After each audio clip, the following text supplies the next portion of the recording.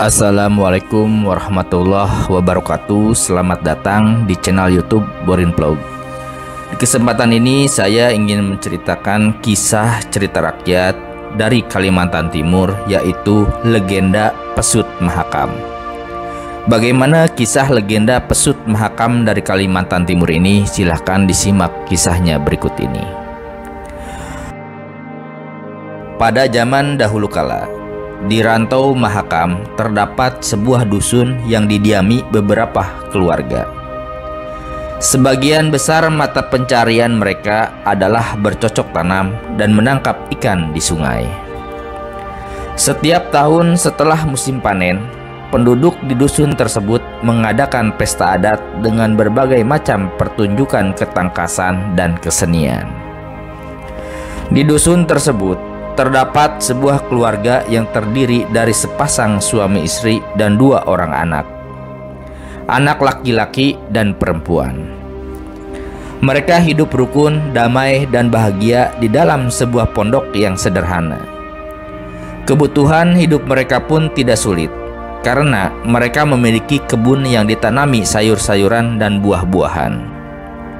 Masalah yang mereka hadapi pun dapat diselesaikan secara bijaksana, sehingga mereka hidup bahagia selama bertahun-tahun. Hingga pada suatu ketika, sang ibu menderita sebuah penyakit. Sang ibu telah diobati oleh beberapa tabib, namun sakitnya tak kunjung sembuh dan akhirnya malah meninggal. Sepeninggal sang ibu, sang ayah dan kedua orang anaknya terus-terusan larut dalam kesedihan. Sang ayah jadi pemurung dan tidak semangat lagi mencari nafkah untuk anak-anaknya. Melihat kejadian tersebut, salah satu sesepuh yang ada di dusun itu pun menasihati sang ayah. "Sudahlah Pak, hilangkan kesedihanmu itu dan kembalilah bekerja. Kasihan anak-anakmu. Lihatlah mereka dari hari ke hari kelihatan kurus karena kurang makan," nasihat sesepuh di dusun tersebut. Ternyata sang ayah tak mendengarkan nasihat-nasihat tersebut. Keadaan tersebut berlangsung hingga satu musim, yaitu musim tanam sampai musim panen. Seperti biasanya, di dusun tersebut diadakan pesta adat ketika musim panen telah tiba, dengan berbagai macam pertunjukan, mulai dari ketangkasan hingga kesenian selama 7 hari 7 malam. Penduduk pun berbondong-bondong untuk ikut berpartisipasi dan menyaksikan pesta adat tersebut. Tanpa terkecuali, sang ayah dan kedua anaknya ikut menyaksikan kemeriahan pesta adat di dusun tersebut. Tapi, pesta itu pun tidak mampu menghibur mereka, terutama sang ayah.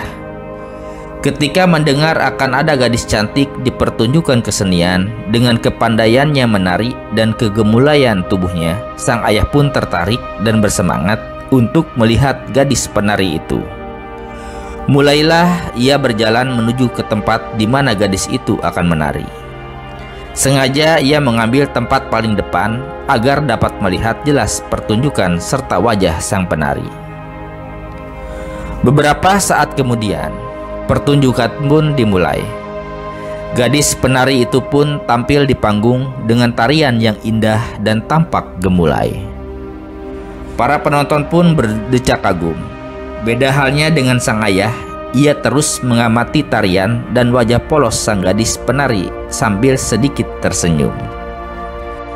Tanpa bergeming sedikit pun, sang ayah memandangnya, dan tiba-tiba sang gadis penari itu pun membalikan pandangan ke arah sang ayah dan tersenyum. Seketika itu juga jantung sang ayah berdegup tidak karuan, dan sang ayah pun dengan sangat cepat jatuh hati pada gadis penari itu, begitupun sebaliknya.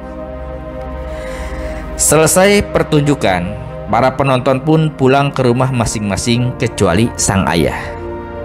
Ia tetap tinggal di depan panggung tersebut dan ingin menunggu gadis cantik itu untuk mengungkapkan perasaannya. Beberapa saat kemudian, sang gadis pun menuruni panggung dan menemui sang ayah. Mereka mulai berkenalan dan bercakap-cakap sebentar. sang ayah pun mulai menyampaikan maksud hatinya. Ternyata sang gadis pun menyukainya. Akhirnya mereka sepakat untuk menikah. Adik, abang sudah memiliki 2 anak, laki-laki dan perempuan. Bersediakah adik untuk merawat dan menyayangi mereka? Pinta sang ayah. Baiklah abang, adik pasti akan merawat dan menyayangi mereka seperti anak sendiri, balas sang gadis. Atas persetujuan para sesepuh di dusun itu, akhirnya mereka pun menikah. Sang ayah pun sudah tidak murung lagi atau malas-malasan dalam bekerja. Dia menjadi giat di kebun dan selalu dibantu oleh anak lelakinya. Sang istri yang selalu menyiapkan makanan bersama anak perempuannya. Hidup mereka kembali seperti dulu, selalu bahagia, rukun, dan damai. Sayangnya keadaan itu tidak berlangsung lama. Sang ibu tiri tidak menepati janjinya untuk menyayangi anak-anaknya. Tiba-tiba ia menjadi sangat benci kepada mereka. Mereka pun sering diberi nasi sisa oleh ibu tirinya itu. Sang ayah yang mengetahui perilaku istrinya pun hanya bisa diam karena saking cintanya. Pernah suatu hari, sang ibu meminta kepada anak-anaknya untuk mencari kayu bakar 3 kali lipat dari biasanya. Tetapi mereka menolak secara halus dengan alasan kayu bakar masih banyak di rumah. Sang ibu pun sangat marah. Jika kalian tidak mendapatkan kayu bakar sebanyak 3 kali lipat, ibu tidak akan memberikan kalian makan dan ibu laporkan kepada ayah kalian kalau kalian anak pemalas, ancam sang ibu. Sang adik pun langsung memegang tangan kakaknya untuk mengajaknya pergi. Karena mereka juga sadar bahwa ayahnya telah dipengaruhi oleh sang ibu tiri. Mereka pun pergi menyiapkan beberapa barang dan perlengkapan yang akan dibutuhkan nanti untuk mencari kayu bakar di hutan. Setibanya di hutan, mereka langsung mencari kayu bakar seperti yang dipinta ibu tiri tanpa mengenal lelah. Ketika hari mulai sore, mereka mulai lelah dan kelaparan. Kakak, bagaimana ini? Kayu belum terkumpul semua, tetapi hari sudah mulai gelap. Adik lelah dan lapar, tanya sang adik sambil sesekali memegang perutnya karena kelaparan. Begini saja, mari kita cari tempat untuk beristirahat. Kita lanjutkan besok mencari kayu bakarnya, balas sang kakak. Sang adik pun setuju dengan ide kakaknya. Mereka pun berjalan menyusuri hutan untuk mencari tempat beristirahat dan menemukan sebuah gubuk reot. Disitulah mereka beristirahat untuk malam ini. Karena lapar, mereka tidak bisa tidur dan baru bisa tertidur ketika benar-benar mengantuk. Keesokan paginya, mereka melanjutkan mencari kayu bakar hingga siang hari. Mereka pun mulai kelelahan dan akhirnya jatuh pingsan. Untung saja ada seorang kakek yang lewat di dekat mereka. Kakek itu kemudian membawa mereka ke bawah pohon sambil mengipasi anak-anak tersebut. Beberapa saat kemudian, kedua anak malang itu pun tersadar. Sang kakak sangat heran sedang berada di mana. Kita ada di mana nih, Dik? Tanyanya sambil menoleh ke kanan dan ke kiri. Sang kakak melihat seorang kakek yang sedang duduk sambil mengipasi mereka. Sang kakek pun menghentikan kipasnya dan berkata, "Tenang cucuku, kakeklah yang membawa kalian berdua ke sini. Tadi kebetulan kakek melintas di dekat kalian dan melihat kalian berdua tengah pingsan. Sebenarnya apa yang terjadi cucuku?" Tanya sang kakek. "Kami sedang mencari kayu bakar, Kek." Sang kakak menceritakan semua kejadian yang sedang dialaminya dengan sang adik. Mendengar semua cerita itu, sang kakek sangat iba. "Apakah kalian sangat kelaparan, cucuku?" tanya sang kakek. "Iya, Kek, kami sangat lapar," mereka menjawab dengan muka memelas. "Pergilah kalian ke sana yang banyak terdapat pepohonan. Di sana banyak buah-buahan yang telah matang dan segar. sambil menunjuk ke arah tempat yang dimaksud. "Baiklah, Kek. Terima kasih karena telah menolong kami berdua. Kami akan segera ke sana." Sang kakak dan adik tersenyum gembira. Mereka pun menyelami kakek itu dan segera berlalu menuju ke tempat yang dimaksud oleh si kakek. Sesampainya di sana, sang kakak dan adik sangat gembira. Begitu banyak pohon buah-buahan yang tengah berbuah dan telah matang. Ada pohon mangga, pepaya, durian, cempedak, dan nangka. Mereka makan dengan begitu lahapnya sampai mereka kekenyangan. Tenaga mereka pun mulai pulih. Mereka semangat lagi mencari kayu bakar hingga semuanya telah terkumpul. Mereka pun pulang dengan perasaan bahagia dengan membawa kayu bakar itu sedikit demi sedikit dari hutan menuju ke rumah. Mereka mengumpulkan semua kayu bakar tersebut di bawah kolong rumah. Setelah selesai, mereka segera menemui ibu tiri mereka. Betapa kagetnya mereka ketika masuk rumah, karena rumah mereka sudah dalam keadaan kosong. Tidak ada satupun barang-barang ayah dan ibu mereka yang tertinggal. "Dik, ayah dan ibu telah meninggalkan kita. Lihatlah, tidak ada satupun barang-barang ayah dan ibu di sini," kata sang kakak terkejut bukan main. Tiba-tiba sang adik menjadi sedih dan menangis sejadi-jadinya mengetahui sang ayah yang sudah dipengaruhi oleh sang ibu tiri. Para warga yang mendengar tangisan sang adik datang berbondong-bondong untuk mengetahui apa yang sedang terjadi. "Hai, ada apa dengan adikmu? Mengapa ia menangis?" tanya seorang warga. Sang kakak pun menceritakan kejadian demi kejadian, mulai dari sang ibu tiri yang meminta mereka untuk mencari kayu bakar hingga ayah dan ibu tiri yang telah meninggalkan mereka. Mereka juga bersikeras akan mencari kedua orang tuanya.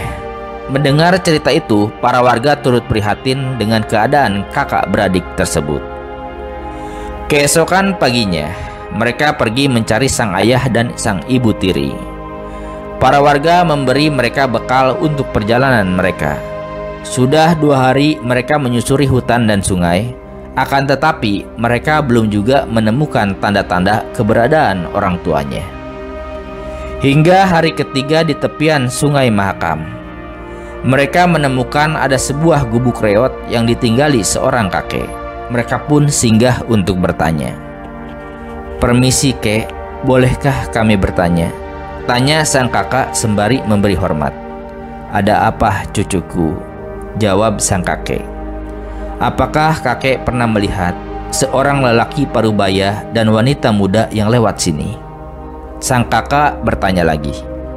Sang kakek pun mulai mengingat-ingat dan bercerita. "Beberapa hari yang lalu, memang ada seorang laki-laki dan perempuan yang lewat sini dengan membawa barang yang sangat banyak. Mereka pun singgah ke gubuk ini untuk meminta minum," kata si kakek sambil menengadahkan wajahnya ke arah langit untuk kembali mengingat. "Tidak salah lagi, itu pasti orang tua kami. Maaf, Kek, apakah kakek tahu mereka pergi kemana?" Kedua anak itu mulai tersenyum. Kakek pun mulai teringat kemana tujuan orang tua mereka. Sang kakek menjelaskan kalau orang tua mereka pergi ke seberang Sungai Mahakam. Sang kakak pun mengucapkan terima kasih dan meminjam kapal sang kakek. Sesampainya mereka di seberang, mereka melihat ada asap yang mengepul dari sebuah pondok kecil. Baju-baju yang dijemur seperti milik sang ayah. Mereka pun singgah untuk melihat pondok tersebut. Betapa senangnya mereka karena melihat barang-barang milik orang tua mereka. "Ayah, ibu, kami datang!" Berulang kali mereka berteriak, tetapi tidak ada satu orang pun yang membalasnya. Akhirnya mereka masuk menuju dapur. Karena mereka mengira sang ayah dan ibu ada di dapur ketika melihat asap yang mengepul dari dapur. Mereka kecewa karena orang tua mereka tidak ada di sana. Sang kakak melihat ada bubur nasi yang masih panas di dalam periuk. Karena laparnya, sang kakak pun memakan bubur yang masih panas itu, kemudian diikuti oleh sang adik sampai bubur tersebut habis. Beberapa saat kemudian, mereka merasa aneh dengan suhu tubuh mereka yang meningkat setelah memakan bubur tersebut. Rasanya seperti terbakar. Mereka pun segera menyirami badan mereka dengan air yang ada di wadah-wadah. Tetapi panas itu tak kunjung hilang. Akhirnya mereka berlari menuju sungai. Setiap pohon pisang yang mereka temui di pinggir jalan mereka peluk untuk mendinginkan tubuh mereka. Tetapi tanaman-tanaman pisang itu justru ikut layu jika mereka sentuh.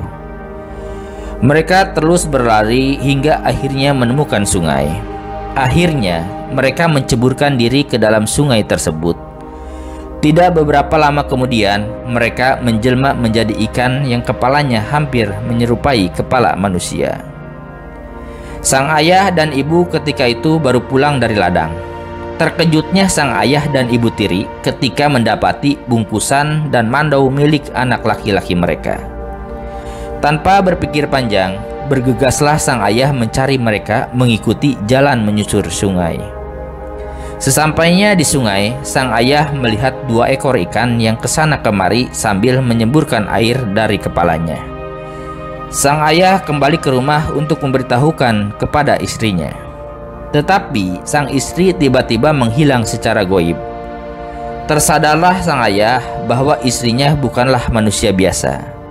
Akhirnya, sang ayah menyesal telah menelantarkan anak-anaknya sehingga berubah menjadi ikan. Warga sekitar yang mendengar berita tersebut berbondong-bondong untuk melihat kebenarannya. Mereka berpendapat bahwa ikan-ikan kecil yang sering mati di sungai adalah akibat semburan air panas yang dikeluarkan ikan jelmaan tersebut. Nah, seperti itu ya, kisah atau dongeng pesut mahakam dari Kalimantan Timur. Pesut mahakam yang merupakan ikan jelmaan manusia. Mudah-mudahan dari kisah ini kita banyak mengambil pelajaran. Terima kasih sudah menyimak di channel YouTube Boring Vlog. Silahkan simak kisah, legenda, cerita rakyat maupun sejarah yang ada di channel ini. Terima kasih atas perhatiannya. Assalamualaikum warahmatullahi wabarakatuh.